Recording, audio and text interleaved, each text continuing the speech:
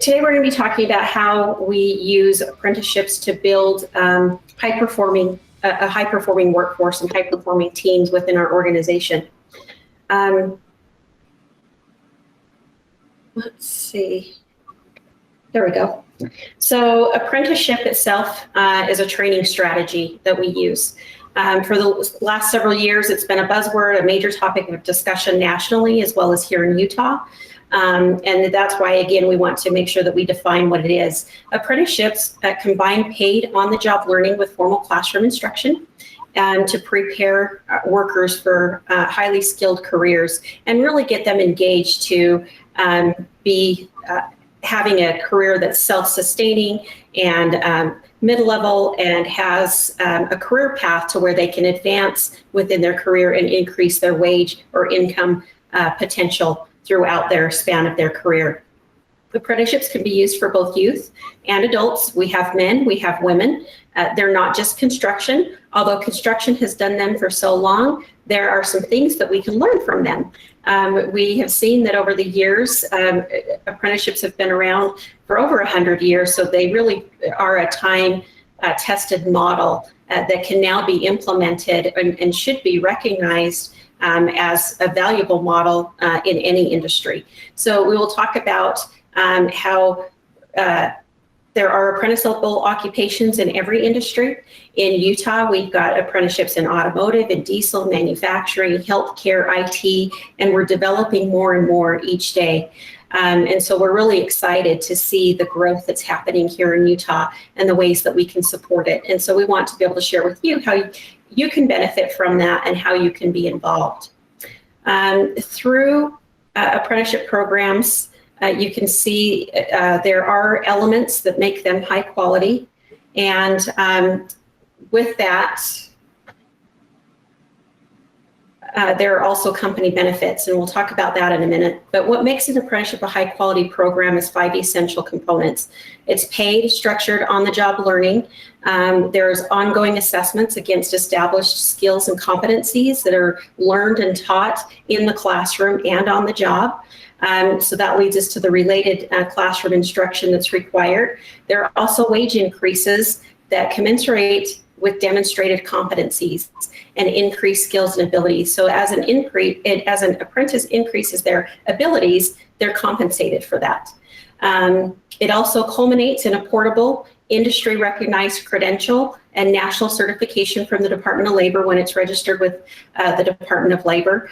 But also an individual can earn credit towards their degree in many apprenticeship occupations, which is not widely known. So we want to make sure that we share that with you. Having an apprenticeship program within your company really puts you in the driver's seat to help develop your workforce to the skill level that you need. We know that our educators do a great job, but they also have a larger objective. They are to train individuals for careers that cross many industries and many companies. And so there are going to be times where they cannot meet the specific need for each individual company. And this is where you as an employer can come into play and help and kind of be a co-pilot in that education model for your employees. The current average age range for an apprentice in Utah is 25 to 34. We are working with many of our high schools and school districts and employers to bring that age level down a little bit for those that are prepared and know what they want to do in the future, and that way they can use an apprenticeship as a model to get there. Apprenticeships really are intended to be a learning by doing equivalent to college.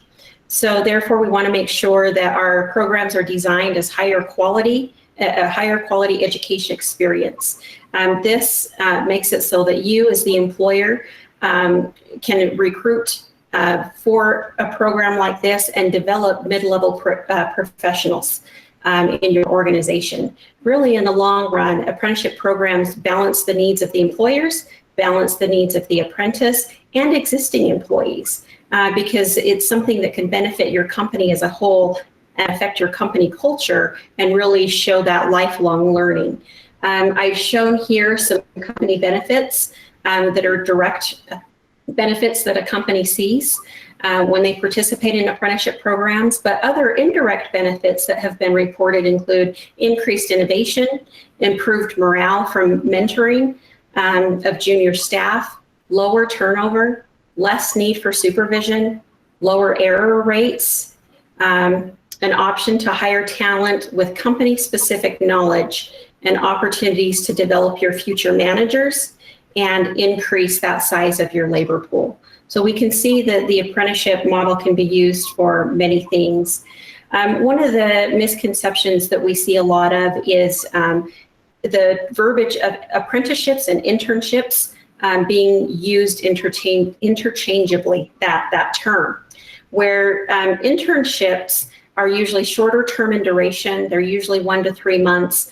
They may or may not be paid, but the most significant difference between an internship and an apprenticeship is that apprenticeship is employment. The expectation is that they're going to remain with your company because you're hiring them as an employee and you're training them for them to continue to be with you. For simplicity, I like to explain the difference between an internship and an apprenticeship is that an internship is a try before you buy model or concept, and an apprenticeship is a train to retain. You're hiring them, you're training them, you want to keep them with your company. And when you do invest in your employees, you are creating loyalty within your organization. So that is a major benefit to you. But, really, when we look at apprenticeship models, the other piece is we hear this difference between registered and non-registered programs. Well, there are elements that prepare individuals for careers. They both do that. But when you register your program, it really signals that it meets quality standards and equips completers for this national industry recognized credential from the Department of Labor. It also could increase access to public workforce dollars and other financial incentives to support program development, implementation, and we do have a current apprenticeship grant that we'll talk about a little bit later. And then there's also more funding coming into the state all the time in terms of providing opportunities for apprenticeships. So really, apprenticeships can spark a cultural shift within your organization. It can change the view of working with individuals from charity to talent investment. Rather than a corporate social responsibility endeavor, they're looking at talent investment efforts benefiting their business, their apprentices, and their incumbent workers. It also moves from a consuming view to a co-producing view of talent. So instead of just consuming the talent that we're getting from our educational institutions, we now become co-producers of that talent by having an apprenticeship within our organization. We also move from the view of risk to asset.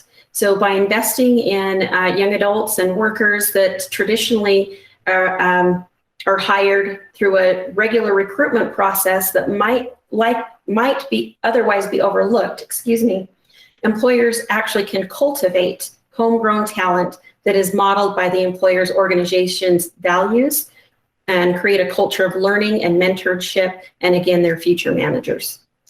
But I think that's enough of hearing from me. The reason we call this a business-to-business webinar or network is because we want you to hear from other businesses and other organizations who have apprenticeship programs currently.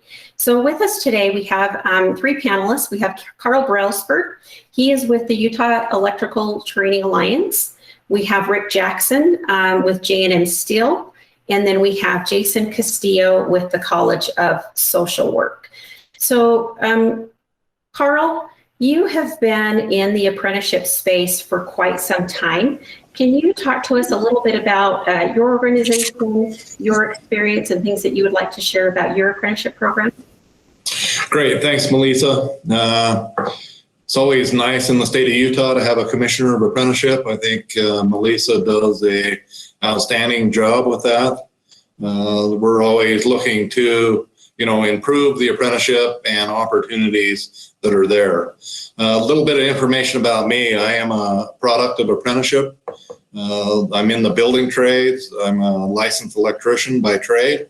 I served my apprenticeship from 1977 to 1981 and completed the program at that point, became a licensed journeyman electrician with the state of Utah. Our organization here is made up of industry and local unions. So it's an IBEW and NECA. NECA is National Electrical Contractors Association. We have 37 employers that employ our apprentices that are in training in our two programs here. The Utah Electrical Training Alliance has been in business since 1965. So we know a little bit about apprenticeship, and I'm involved in apprenticeship and its issues for quite some time. Our mission statement here is to develop highly trained, proficient individuals that are successful in our industry, that is the collective industry.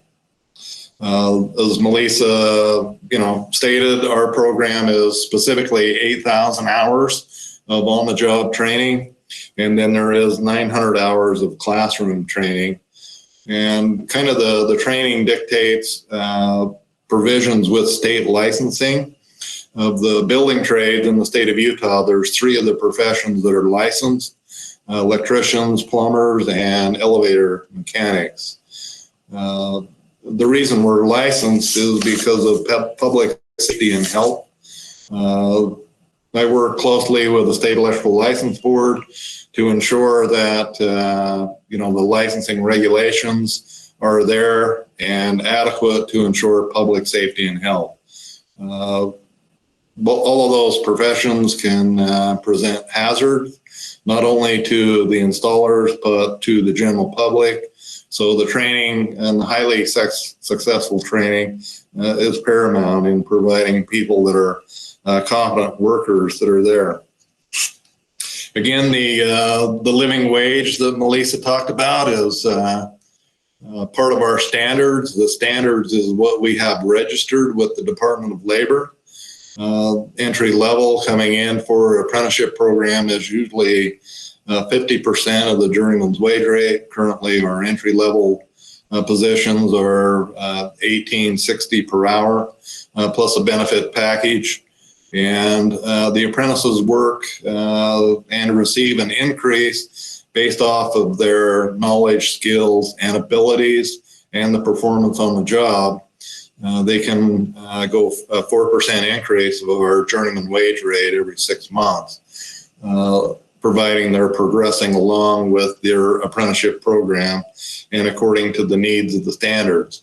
The standards set the expectations of the program, what the responsibility of the Electrical Training Alliance is in presenting the curriculum and the work experiences and opportunities that they have out on the job.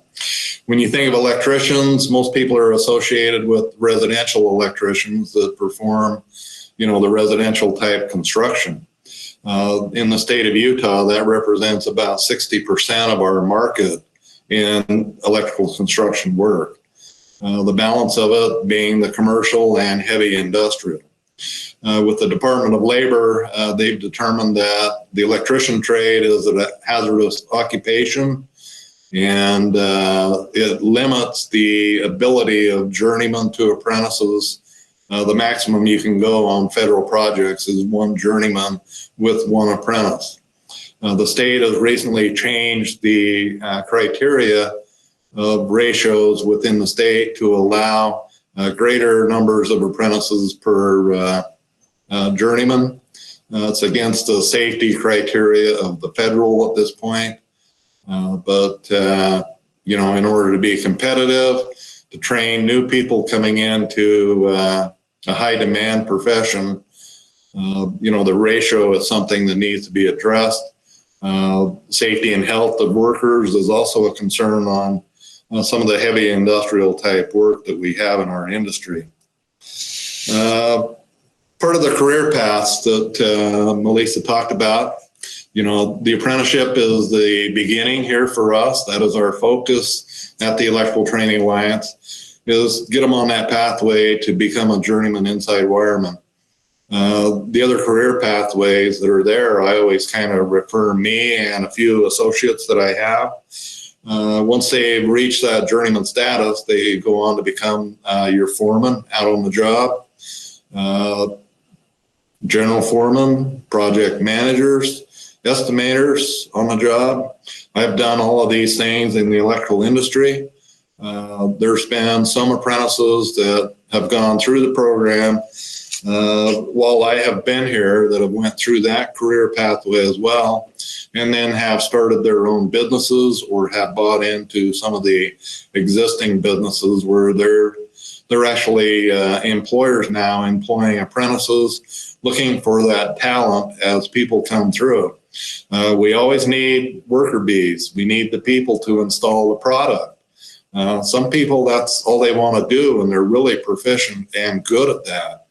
But there's enough potential with applicants that come into our program that they can expand our business, provide those other needed job positions in companies to grow our industry and to grow and be successful.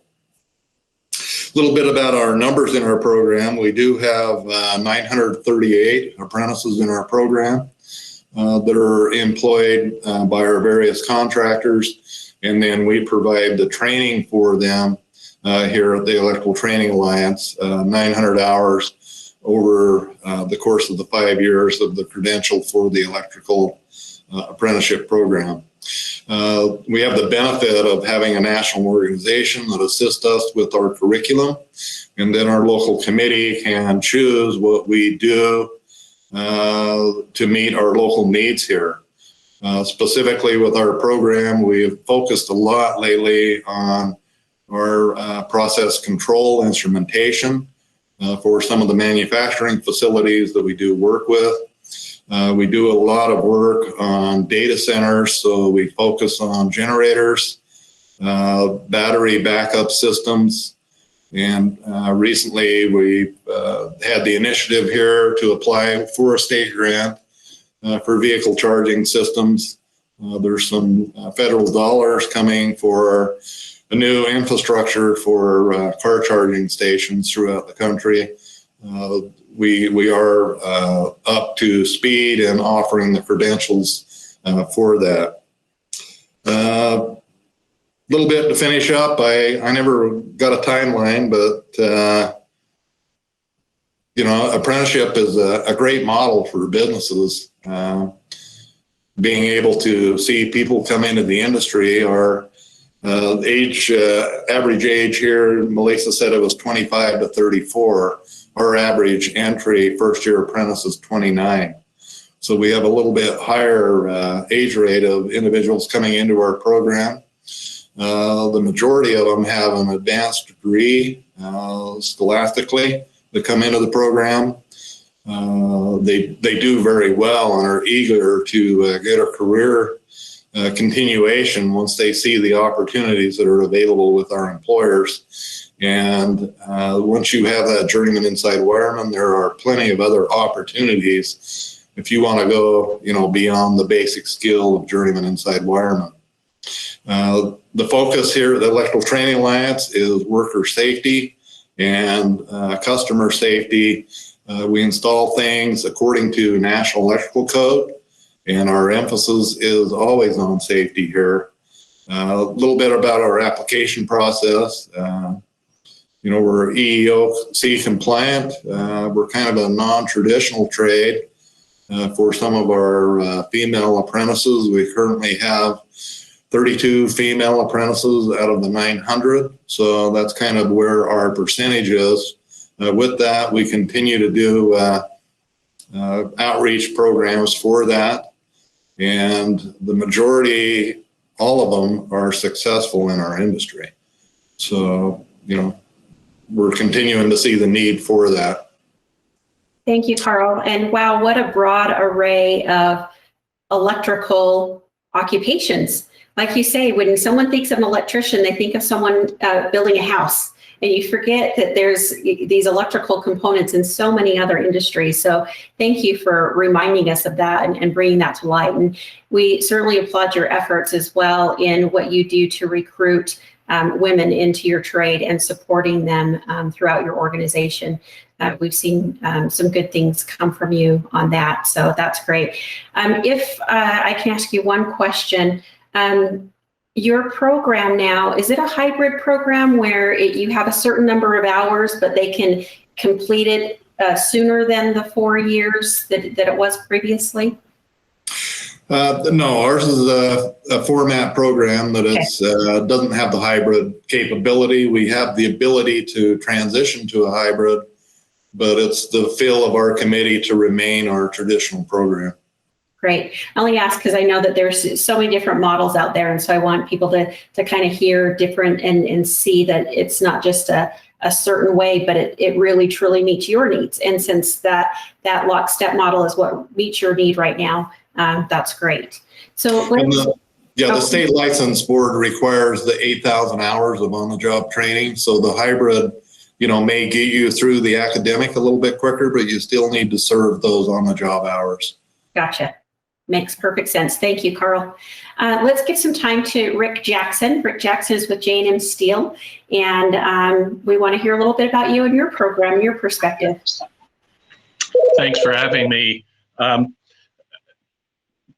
Karl talked about how long he'd been in the industry. When I started in the steel industry, we were mostly doing ag buildings, and we wore tennis shoes and a baseball cap. We had no protective equipment whatsoever. We were never tied off, no matter how high we were on those buildings. And now here at J&M Steel, I've been with J&M Steel 6 years, and 4 years ago, we started our apprentice program. J&M Steel is a member of the MBCEA, which is Metal Building Contractors and Erectors Association.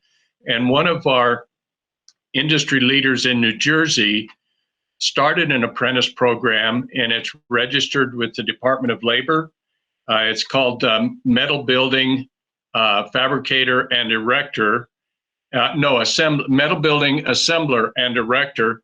And here at J&M Steel, we do more than just pre-engineered metal buildings. We do a lot of structural steel. We do a lot of the joist and deck projects on the great big tilt-up warehouses. Some of the buildings we've done in the last couple of years have been over 1 million square feet. And we'll have as many as 30 of our employees on a job of that size.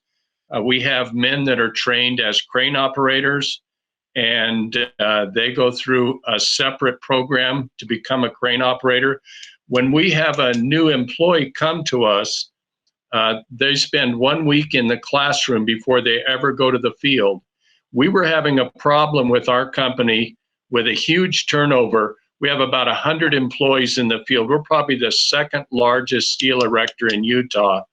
And we were replacing, 4 years ago, we replaced 51 employees. And the year that we started our apprentice program, we also started a mentor program.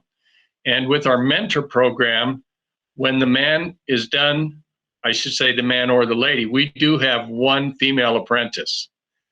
And when they leave the classroom, they're assigned to a mentor, and that mentor is responsible for showing them safety in the field, not just what they were trained at in the classroom, showing them how to use each tool before they start using that tool in the field. And that's to give them somebody, when they're finished with a task, they can go to their mentor and say, I finished this, what should I do next? They get a mentor for 30 days. They get a second mentor for the second 60 days. And our entry-level wage is usually between $14 and $15. And I said, Karl was starting at about 18. By 60 or 70 or 80 days in the program, they're usually up to that $17, $18 price range for their wages. So we went, in the first year, we went from hiring 51 employees down to 30 employees that we had to hire. So the savings on that alone was over $20,000 because we invest over $1,000 with each new hire before they even go to the field. We've spent about $1,000 on that person. So we do retain more employees. This year, we're hoping to be down around the 25 or 28 new hires for the year. At the end of 60 days, I forgot to mention, at the end of 60 days, the employee gets a small cash bonus and the mentor gets a cash bonus. And we were just adding that to their paycheck, but then we started going to the field with cash, and in front of their peers, these people get to see the mentor get that $350 bonus for being a good mentor. The first time that I heard one of our mentors being assigned, he said, "Does that mean I have to be nice to him?" And if you know the construction trades, the new guy on the job usually gets roughed up pretty well. He's the new meat on the job and he gets chewed up and spit out.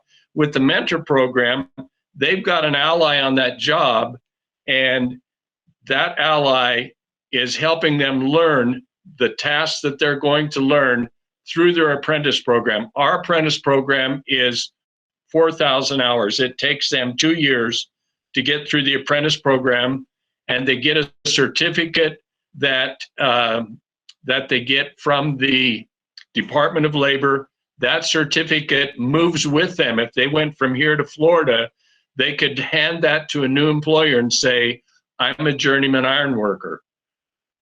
We are not a union shop, and we do compete against some union contractors for steel erection, and we work side by side. We worked side by side with a union erector on a 9-story hospital tower in Provo for the Utah Regional Medical Center, and the union were on the other tower, we were on our tower, and at first it was a little bit of a rivalry, but before long they began to greet each other when they started seeing the other teams come to the job site. So our apprentice program is a hybrid. It's not just pre-engineered metal buildings. We took one of our steel erectors who'd been in the steel erection business since he was 16, and he added the components to our program that are needed for structural steel. So our guys are trained in pre-engineered metal buildings, joist and deck, and structural steel. We're doing a 9-story office tower, Class A office, at 650 Main in downtown Salt Lake right now. And we have about 30 guys on that job. You said it's customizable training. I know Karl talked about that, and we did that with our program. We've made it customizable, so they're trained in all 3 categories. And right now, structural steel is slowing down a little bit. The Class A office space in Utah is slowing down a little bit. So now our guys are traveling. We travel anywhere from North Dakota down to Texas, west all the way to California. And we're licensed in all of those states. So our men, when structural steel is slow, they may be on a pre-engineered metal building project. We send them out of town for 10 days and they're back home for 4 days. We try not to make them out of town for too many days away from their family.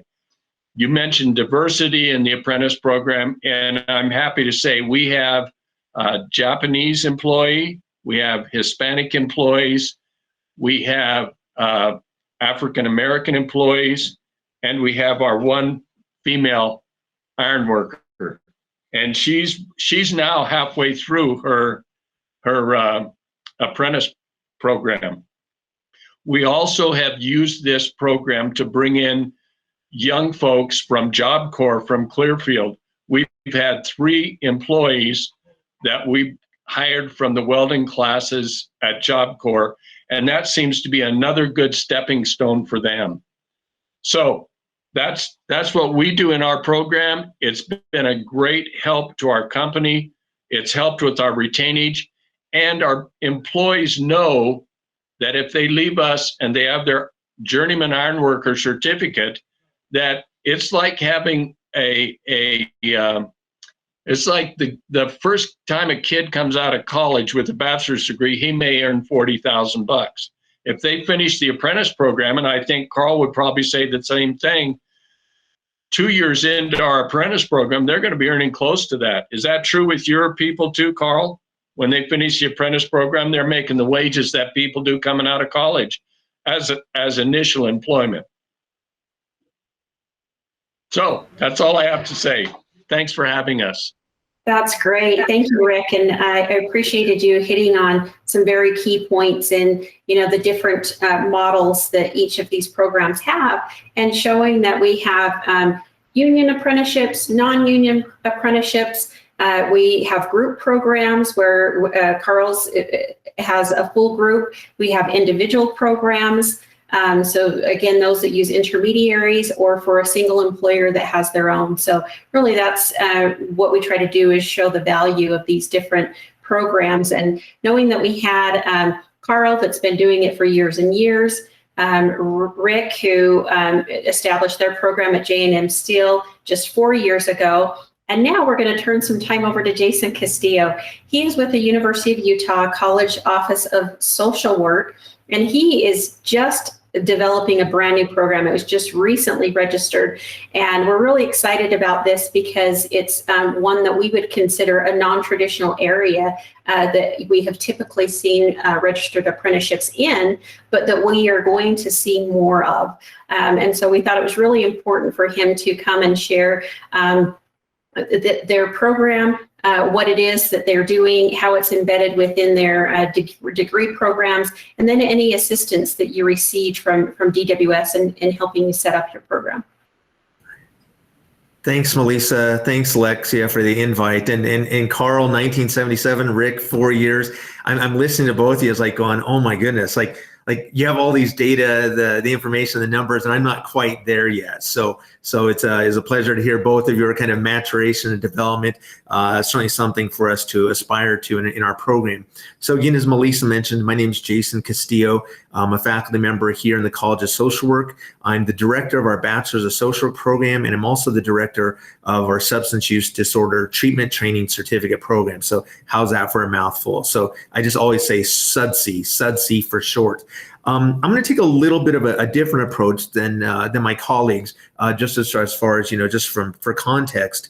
When we look at the state of Utah, when we look at the United States, certainly when we look at substance use disorders, it is increasing across the board. When we bring it closer home to the state of Utah, we are certainly seeing an increase in substance use or rates of substance use, substance misuse. When we talk about diagnoses, when we talk around disorders, whether it's substance use, opioid use disorders, those are things that we're seeing more and more of in the state of Utah. Coupled with that as the primary issue, we're also finding that there is just a shortage of licensed substance use disorder counsel in the state of Utah. And so with those things in mind, and realizing, there's already this issue, there's this other secondary issue as far as a shortage, is just people not being able to receive access to substance use services in a timely manner. So when we look at my program, the SUDC program, it is a program that students can complete in 2, 3, 5 semesters.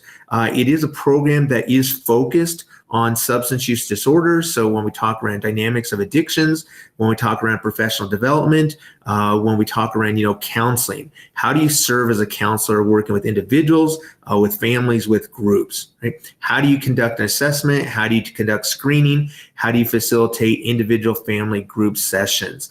When we look at our program, the SUDC program, as I mentioned, it's a program that can be completed. And I guess I should back up a little bit.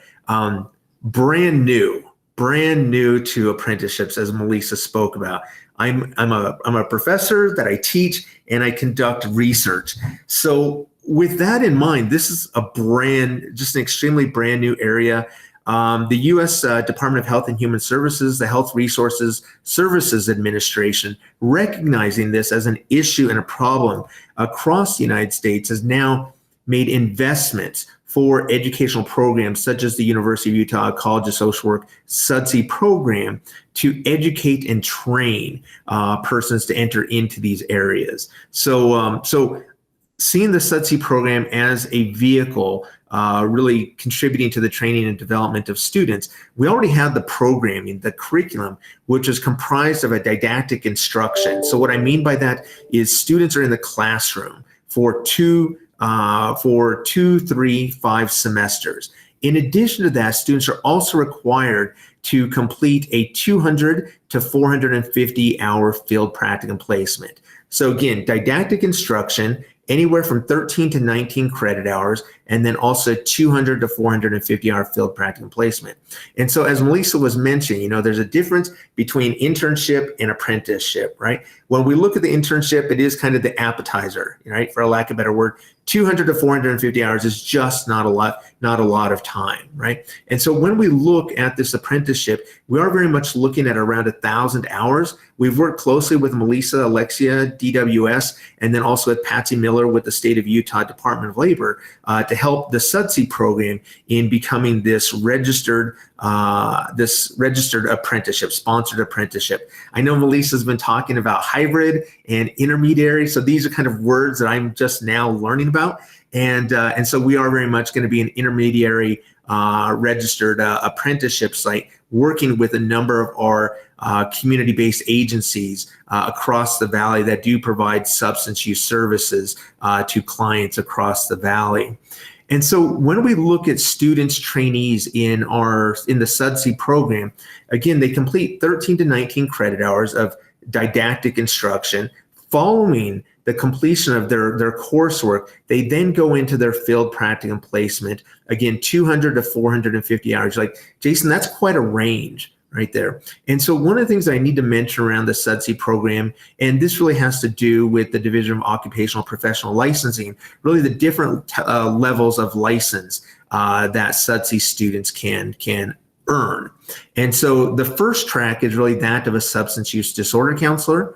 The second track is that of an advanced substance use disorder counselor. And then you ask me, Jason, what's the difference? The reality is both of them can really do very similar things. However, when we talk around treatment planning, when we talk around leading and facilitating individual family group sessions, that's where the real difference is at.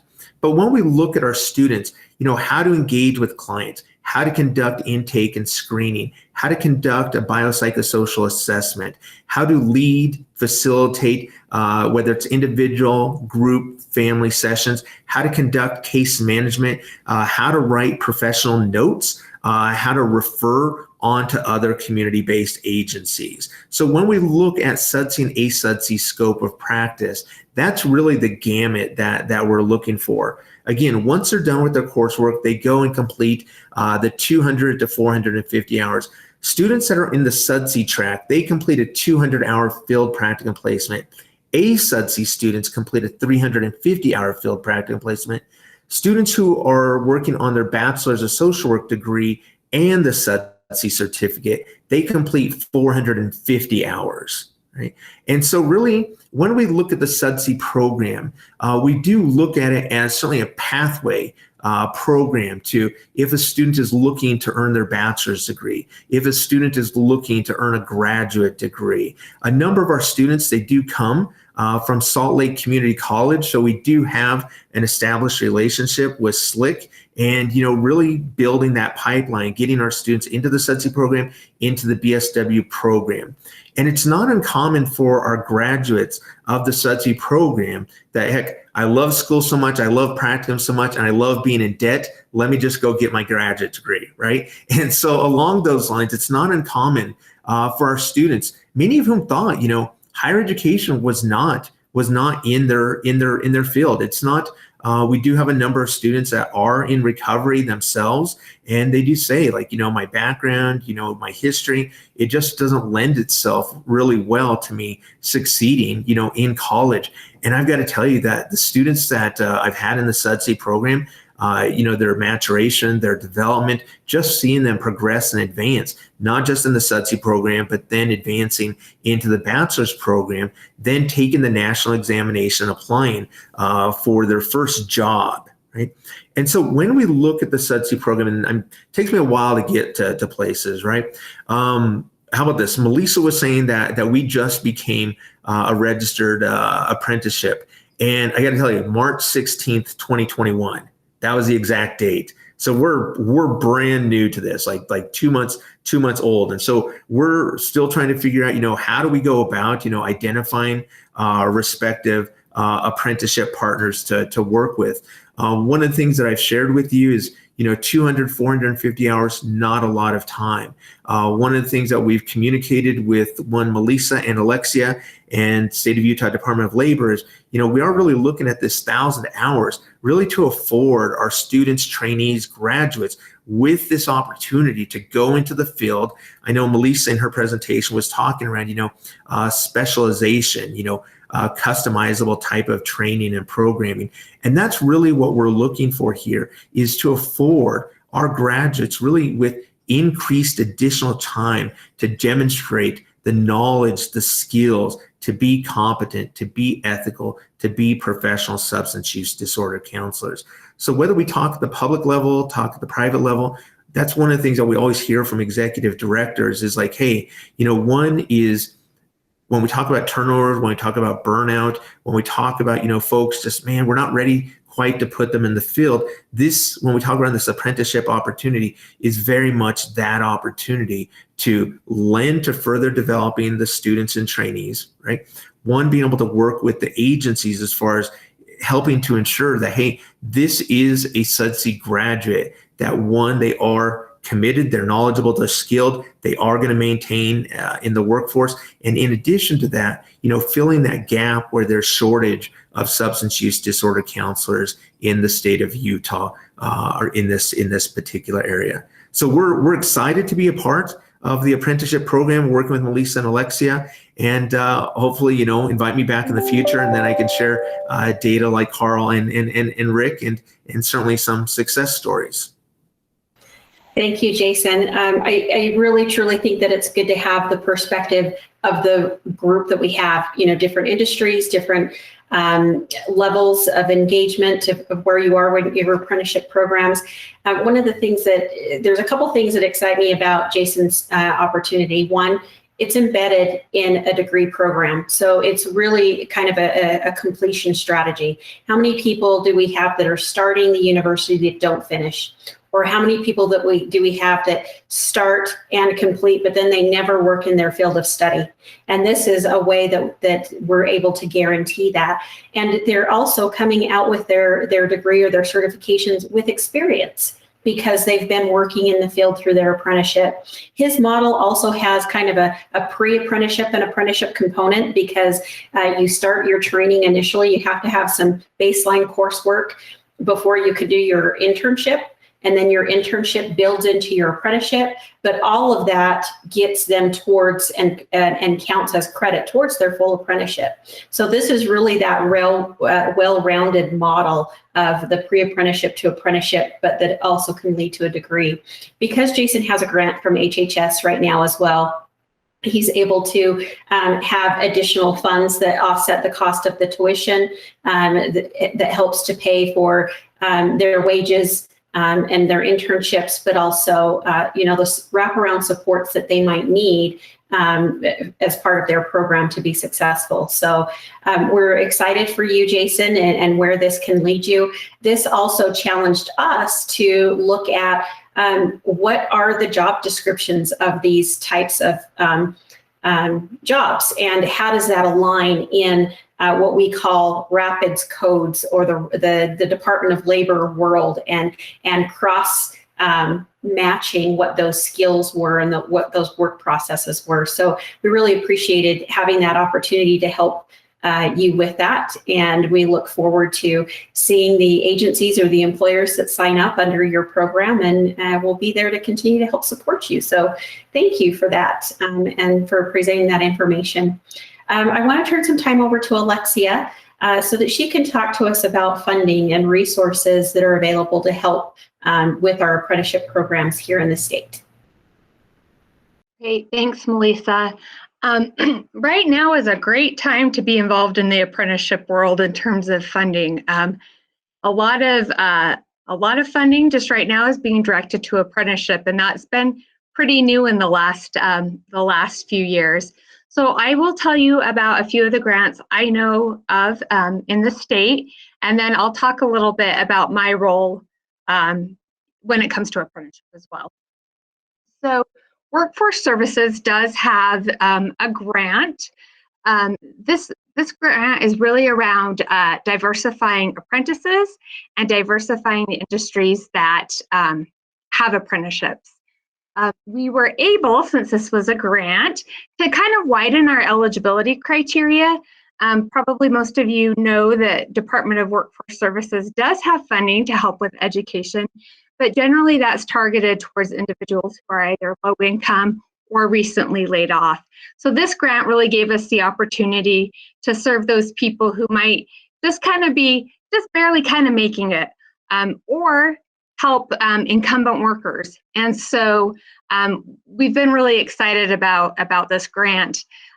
We are nearing the end of our funding with this grant, so it is limited to $2,000 per apprentice, and it's available for new apprentices. So you know, as people are interviewing and you're determining if they're going to be accepted into your program, that's a great time to connect them to Workforce Services and have them apply for funding through us. We also have in the state of Utah a grant with Weber State that is geared towards IT and IT related occupations. That's a great grant that can help with education costs. There is some funding towards smaller employers as well. They have partnered with a group called Apprenti. Apprenti is an intermediary, and so they help those employers connect to this funding and to these opportunities with tech in our state. Southern Utah University also got a Department of Labor grant. Theirs is cybersecurity in manufacturing and green energy, and so that's been kind of interesting to see them kind of work through. This is kind of a newer need, and so their grant really is not necessarily geared towards funding in a specific apprentice, but more to building out the program and the infrastructure. This is also, this along with Weber State is kind of opening up this idea of degreed apprenticeships, which you might hear about more in you know, coming years, where, you know, apprenticeship can result in a degree when you know, the individual would like that. Jason has talked about his program, which is they have received a HRSA grant for that. Utah State also received a HRSA grant. Theirs is a little bit different than the University of Utah. So theirs is focused on peer support specialists. And so I know they're looking to connect with employers as well. If there are any of you that are interested in finding out more about these grants, you are welcome to reach out to me. I'm going to put my contact information in the chat, and I can get you connected to the right people with those various grants. I know that GoEd has also received some funding, and I believe they're going to release an RFP at the beginning of June. Is that correct, Melisa? Okay, yeah, she has shook her head. So that's something to watch for as well. So the other thing I want to let you know is just about the support I can offer if you are interested in setting up a program and you're feeling a little bit intimidated or not sure kind of how to navigate that process. I can act as a liaison to the Department of Labor and assist you in getting your program registered with them. I can help you figure out kind of what you're going to need to know and think through as part of that process, so you feel really comfortable and really prepared by the time you make that connection. And then I'm also willing to support you kind of as you try to get that program launched off the ground. Obviously, I am not the 100% expert in this. The people on the panel are those experts.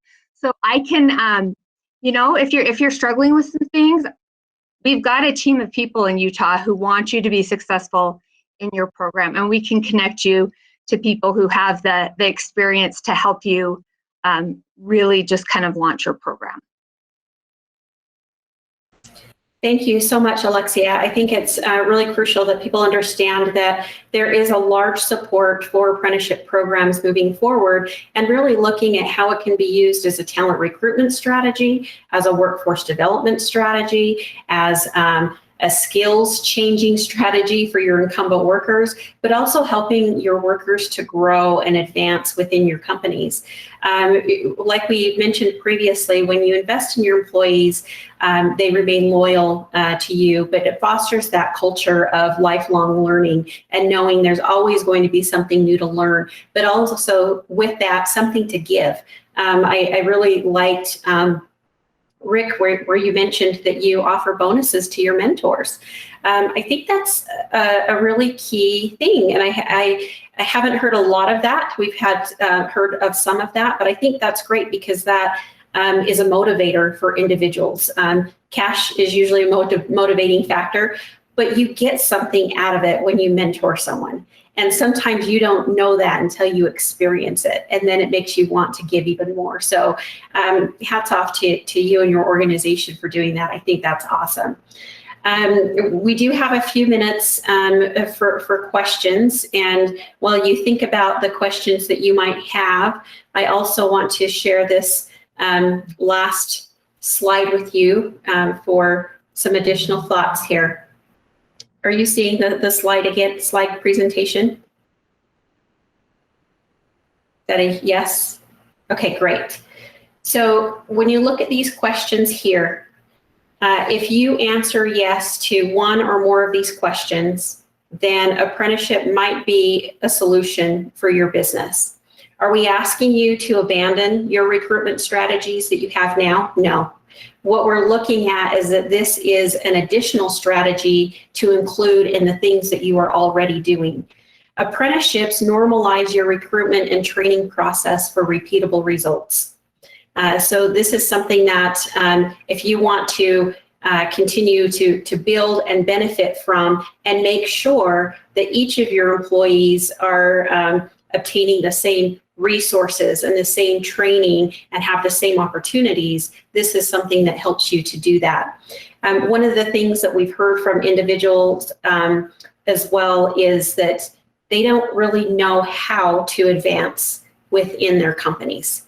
They would like to, but our companies aren't great at showing a visual career path. If you start here, you can do this, and then you can do this, and you can end up here. And we know that careers are not linear, right? We know that you can go this way and that way and over here, and kind of more of a lattice than it is just a one-way or lateral way movement. So this is one way that we have seen other organizations use that as a visual for their employees, and they've even used that as a way to advance their employees. Employees know that if they want to grow within the company, then they participate in their apprenticeship program so that they can do that.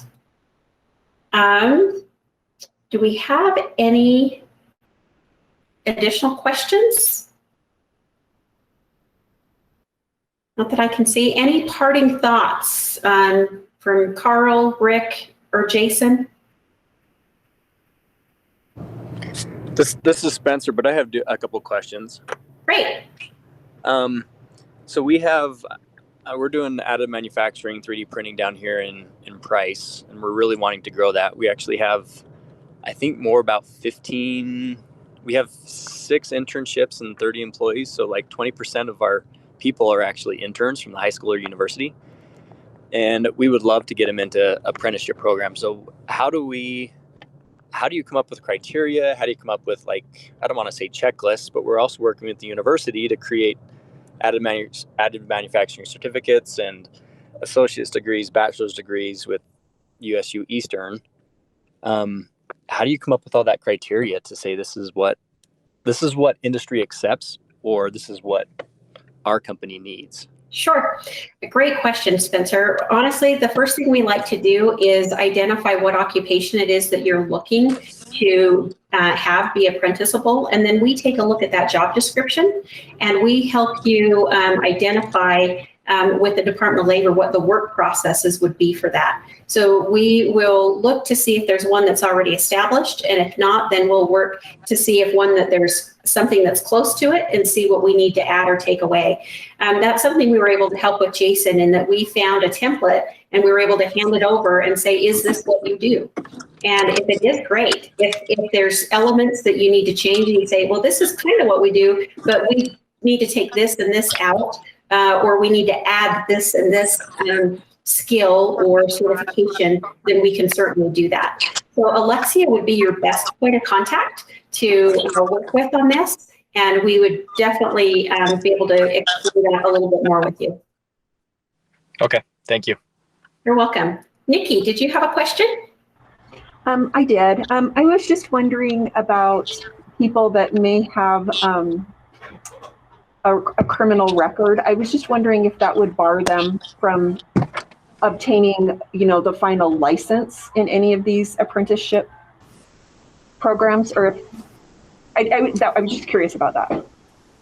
I know with the State Division of Professional Licensing, if it's any of the construction trades, it can be an issue to get a license. If it's a felony with electricians, within a year, you're not going to be able to get a license.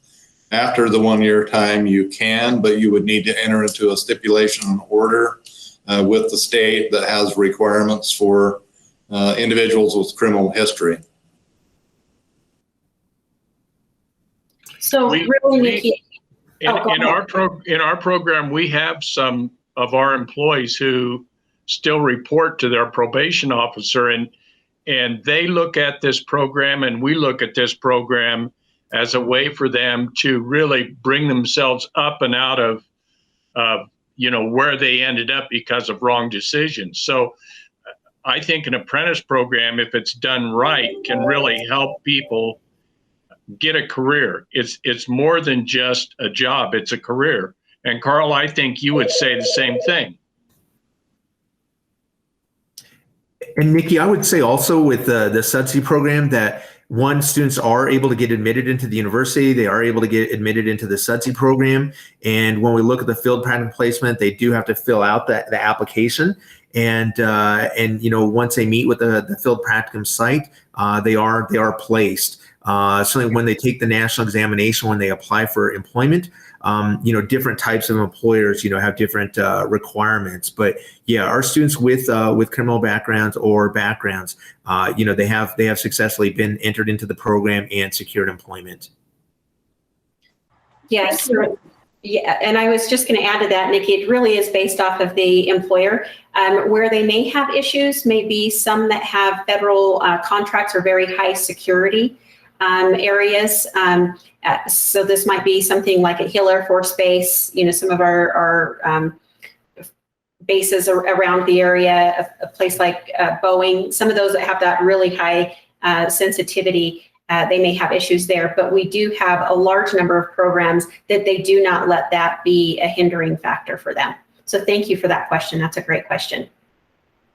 We are at 10:01. If anyone has a final question, we're willing to take it. And if not, please feel free to reach out to Alexia anytime or myself as well. We're always willing to help talk through ideas, questions, and to connect to additional resources and partners.